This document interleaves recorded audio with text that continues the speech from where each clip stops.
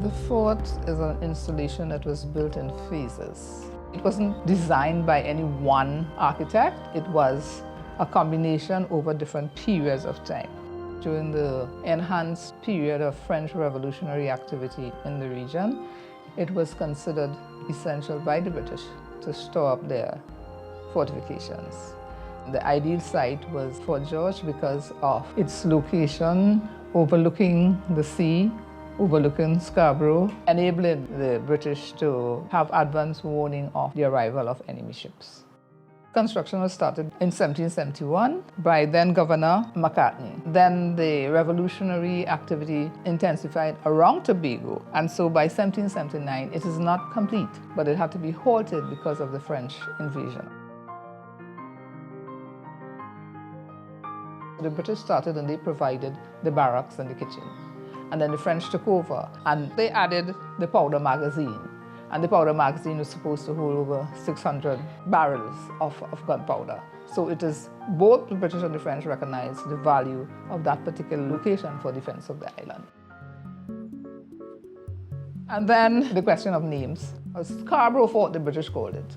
And then in 1787, under French administration, it was called Fort Castries.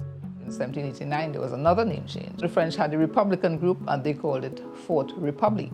In 1790, there was a mutiny of the radical French troops and they called it Fort Liberte. When it was recaptured by the British, well, they called it Fort Scarborough, and then it was changed 1804 to Fort King George in honor of the king at the time. When the British took possession in 1804, they started to rebuild the fort. And then in 1820, they built the officers' mess. And this is what has been used by the museum.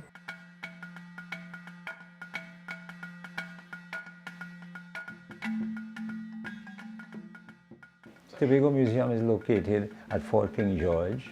It falls under the rubric of the Tobago Trust.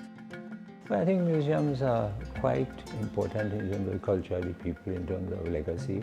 As you realize, if you go through the museum, it's quite a diverse approach in terms of its collection of artifacts and things of interest. You have people who have come and think that their stuff bears relevance. So Tobago, based on where they come from, they would have had ancestors who would have been from not only Africa, but also from North America, from Europe, and as such they would like to share that part of their heritage with Tobago. I must mention that the original curator, the only curator the museum has ever had, was one of our icons, Tobago icons, Edward Hernandez.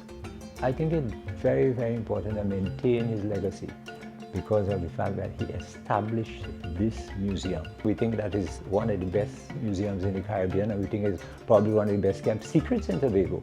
I think it's very, very important educationally in terms of finding out about our culture, where we came from, what has happened here on this island. It's a treasure trove of information.